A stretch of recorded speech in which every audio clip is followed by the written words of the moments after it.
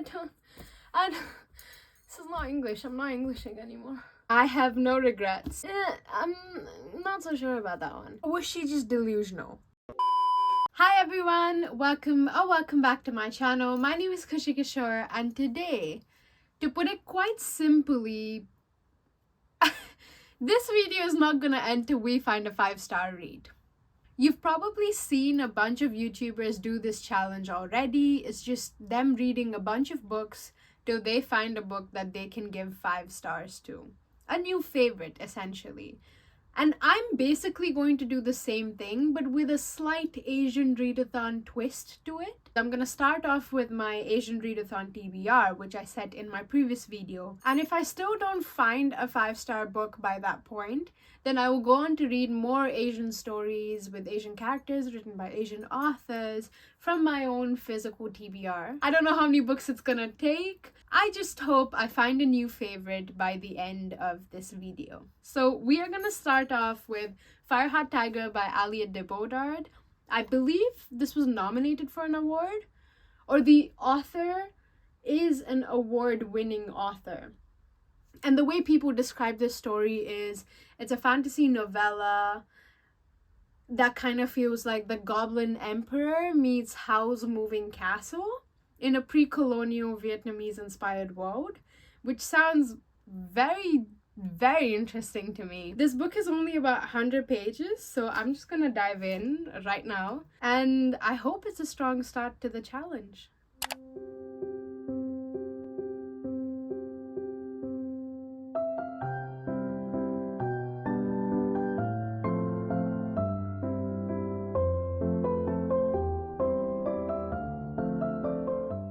It's been, what, 2 hours since I last spoke to you guys?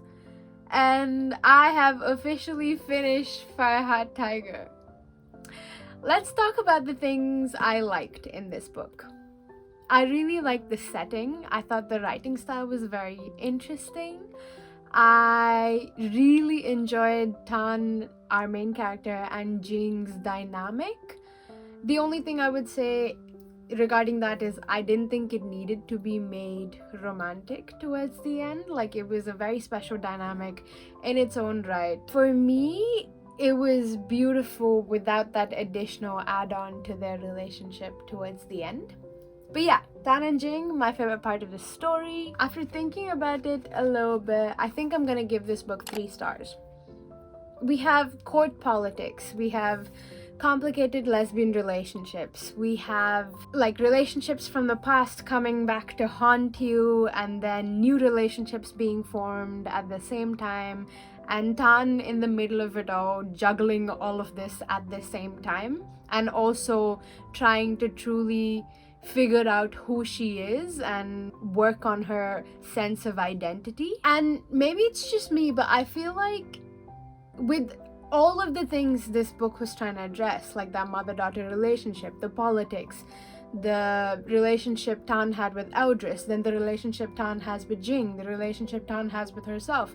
This book is trying to address so many different things at the same time.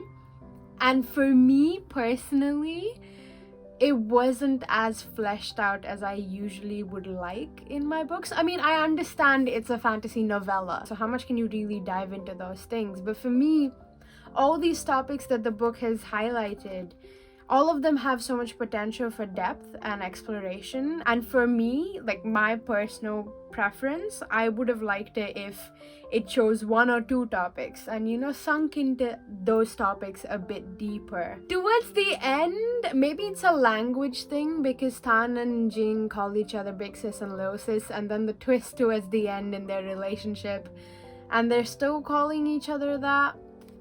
It was a little strange. Yeah, she does call her little sis even in the end. Yeah, that's kind of weird for me, I can't lie. But like I said, I don't know the language, and maybe it is a language thing. Maybe. Now, I am thinking that I will read I Want to Die But I Want to Eat Tteokbokki by Sehee. Like, the colors are calling to me. That yellow, that purple. Yeah. I think I'm gonna go with this one.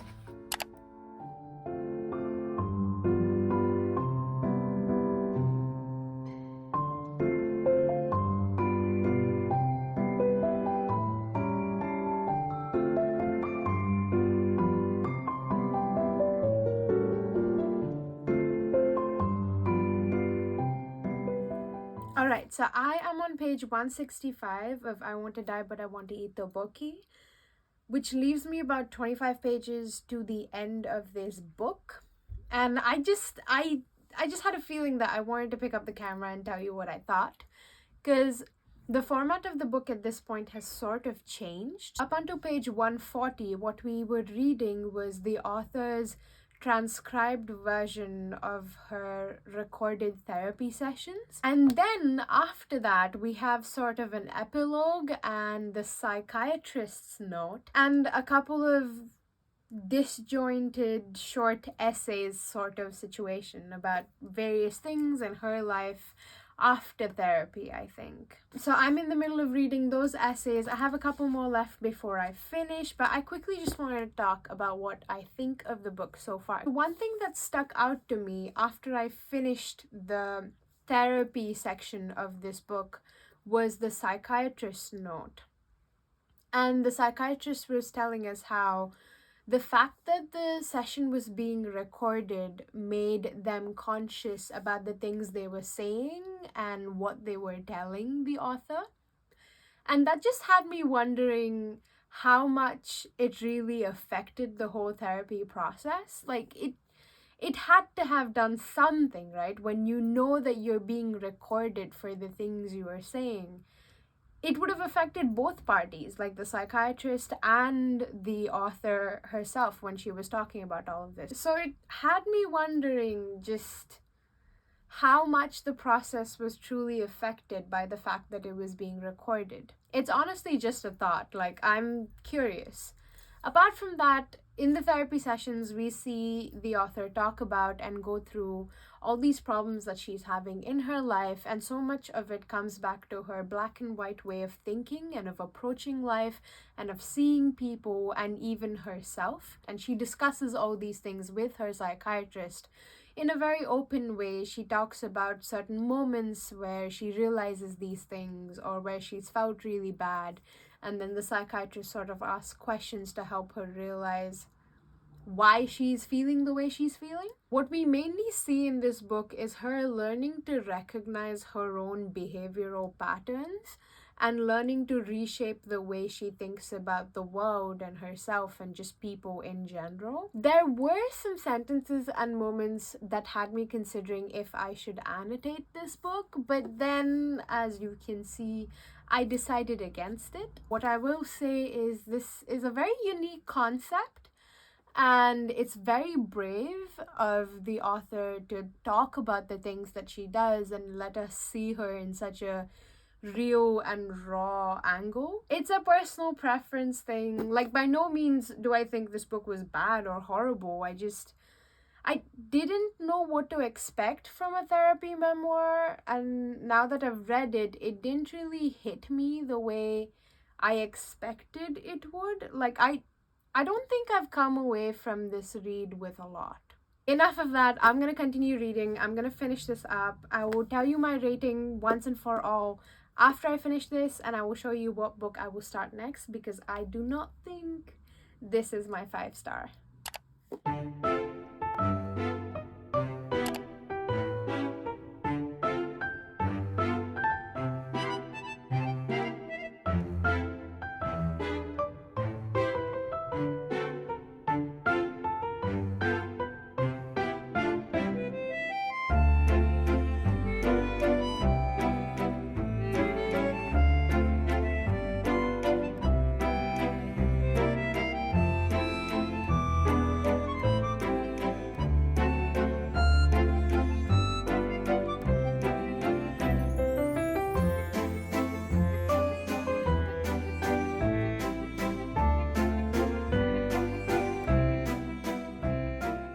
Okay, so did she actually get pregnant and have a kid?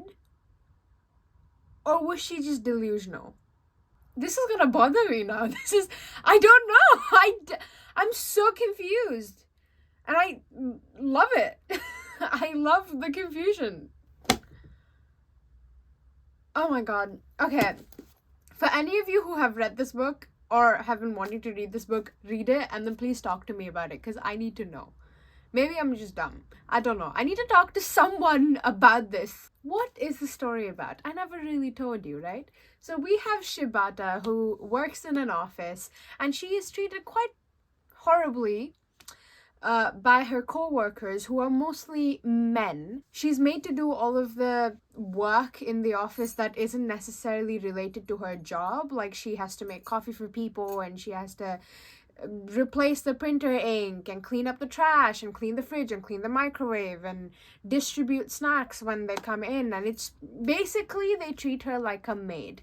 And she had enough of it, and one day she said she was pregnant, so that she doesn't have to do all of that. To be completely honest, I kind of understand why she lied about the whole pregnancy thing and why she said she was pregnant, because she was being treated horribly. That is not a healthy work environment. So we see her go through all these stages of pregnancy. Like, she literally starts doing what pregnant women do, which is like tracking yourself on an app, and oh, your baby's the size of a butternut squash this week, and tracking all of that, and exercising and stretching, joining a mommy aerobics class. She gets lesser hours now because the office thinks she's pregnant, so she comes back home early, and she's eating properly and living a healthier lifestyle. She's gonna be getting maternity leave for when the baby is due.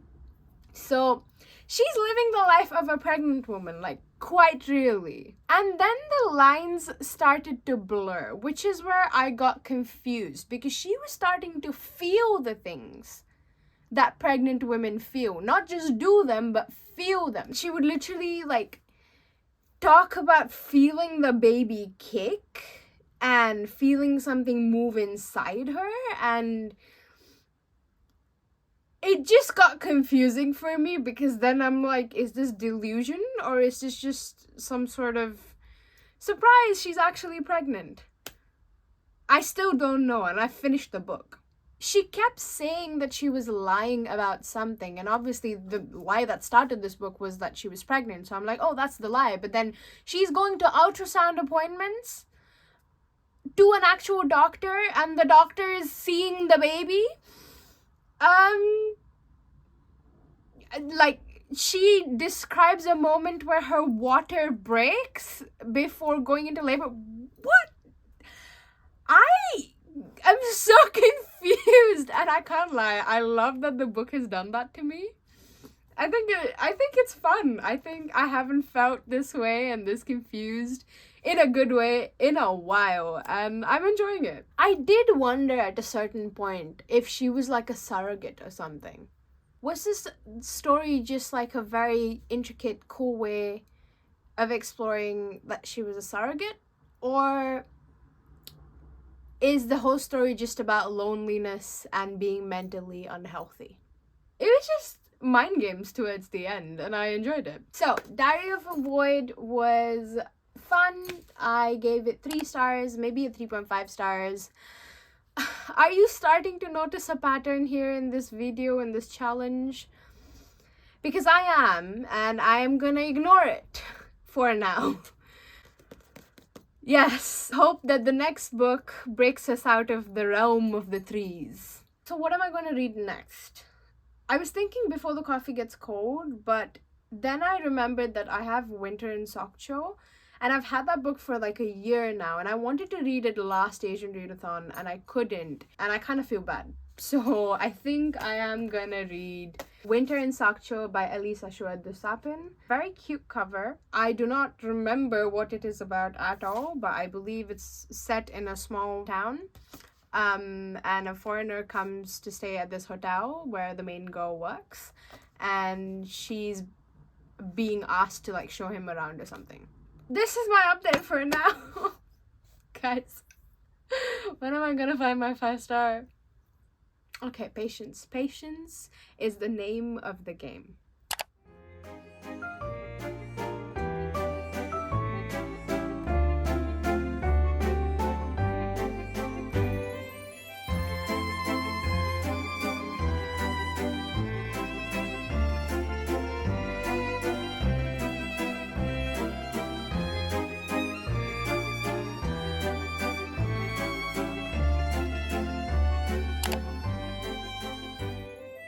Let's update you, catch you up. In the last clip, you saw me finish Winter in Sokcho, which was not a 5-star read, as you saw. And then I went on to pick up, where is it? Before the Coffee Gets Cold by Toshikazu Kawaguchi. This is a book I've been wanting to read for a year now. It's been a long time coming, and I have to say, I really did enjoy it.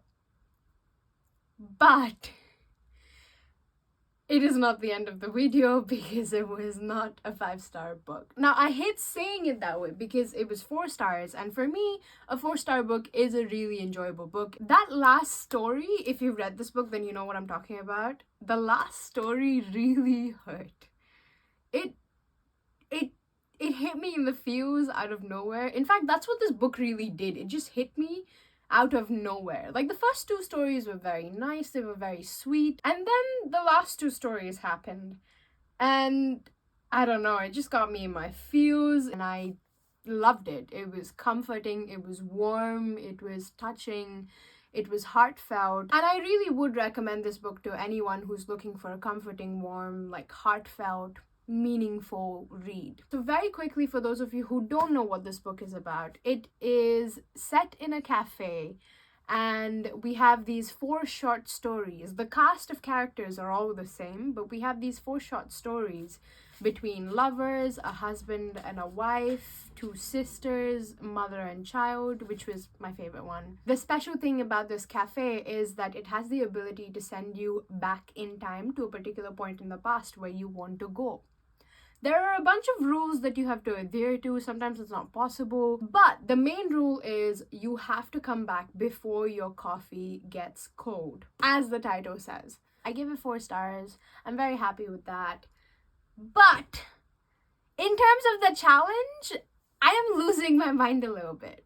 Don't get me wrong, I didn't think that finding a 5-star would be very easy. I didn't go into this thinking, oh, I'm gonna find a 5-star so quick. No. I'm a sensible, sane, rational person. But now that I'm in the middle of it, I'm struggling, just a teeny bit. I have read 5 books for this challenge so far, which I know is not a lot. But hear me out. Not all of them have been the best. And we have had 1 book that's gotten even close to a 5 stars. I am losing my mental faculties. This is not English. I'm not Englishing anymore. You know what? I've decided to switch it up a little bit because clearly the things I've been reading have not exactly been working. So I have a bunch of manga collections to pick from, and let's just pick a random collection. There we go. That's what I'm reading. What is this? The Wise Beasts of the Wizarding Wizdoms. Story and Art by Nagabe. Ooh, it looks pretty cute.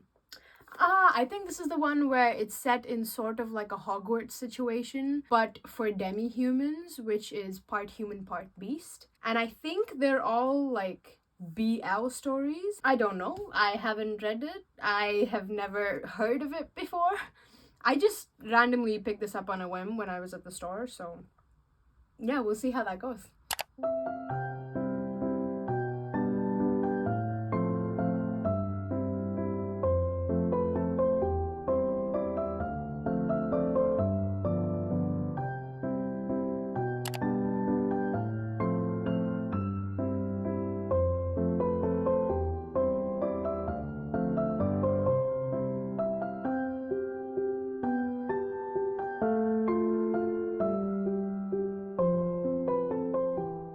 Okay, so we're gonna ignore the fact that I'm in the exact same shirt as 2 days ago because why not? And I have some updates to give you. If you've seen the previous clips, then you know I have read a couple more books. I finished The Wise Beasts of the Wizarding Wizdoms.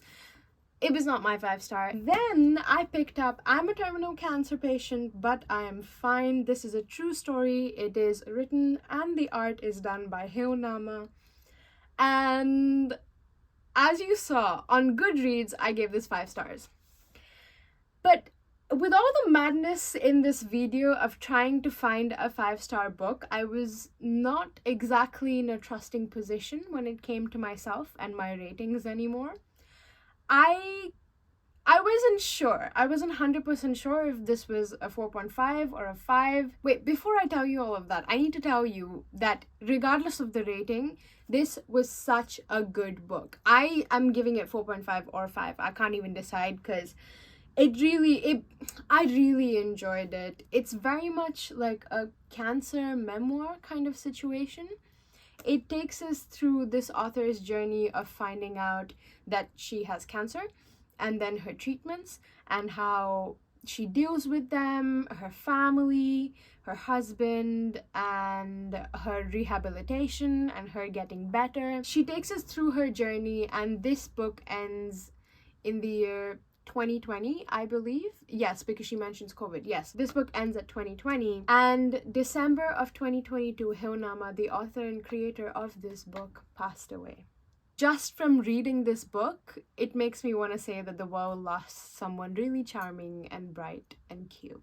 She takes us through this journey with so much charm and wit, and honestly, she's kind of hilarious at points, which I can only imagine would be really hard to do when you're reflecting on such a painful journey, such a difficult journey. This book personally touched me a lot, and it taught me a lot. I have family members who are struggling with cancer, who have passed away because of cancer. I don't know, I just feel so very glad for having read this book. I just randomly picked up this book at the bookstore. I'd never heard of it before, but the title and the fact that the author draws herself as a rabbit throughout the whole book, I just loved it. Like I said, my brain was doing weird things to me, and I'm like, is it a 4.5 or is it a 5? Because if it's a 4.5, I can't really end this vlog.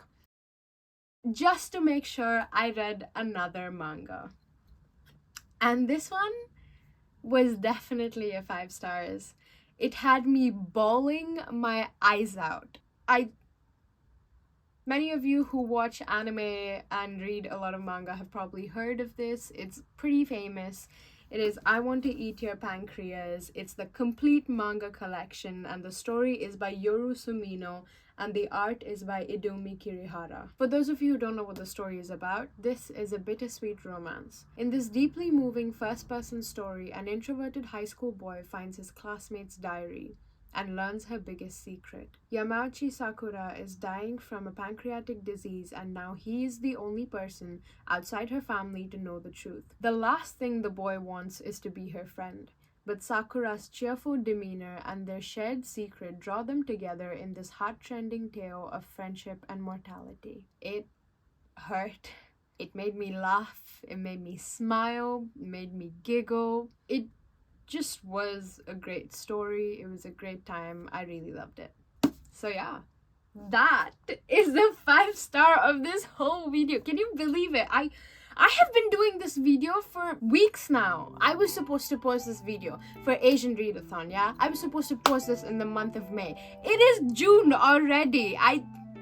Look man, better late than never, yeah. I wanted to finish this video because it's a task I set for myself, and I just love doing it, even though there were points where I really lost hope. I really love doing it. I have read, how many books are these? 1, 2, 3, 4, 5, 6, 7, 8? Am I counting right? 4. Yeah. I read 8 books to find my 5 star story. I have no regrets. Well, I'm not so sure about that one. I am very glad. I really did enjoy quite a few things in this pile. Even if the stories themselves weren't 5 stars, there were parts in them that I really did enjoy. And that's what matters, right? It's the journey that matters. Anyway, I read 8 books to find my 5 star, and I found it, and I'm very happy. So I'm gonna end it off here. I'm gonna stop talking. I'm gonna say thank you so much for watching this video. If you enjoy material like this, then join the family. This is what we do around here. Subscribe, click that notification bell so that you know every single time I post a new video. Comment down below if you read any of these books, these ones, and if you think you'll pick them up. I'm interested. I love to see what people think about books I read. Thank you so much for watching. Thank you so much for caring. I hope you have a really lovely day wherever you are in the world. I am gonna say stay safe, stay happy, stay healthy, and I will see you very soon in the next one. Bye!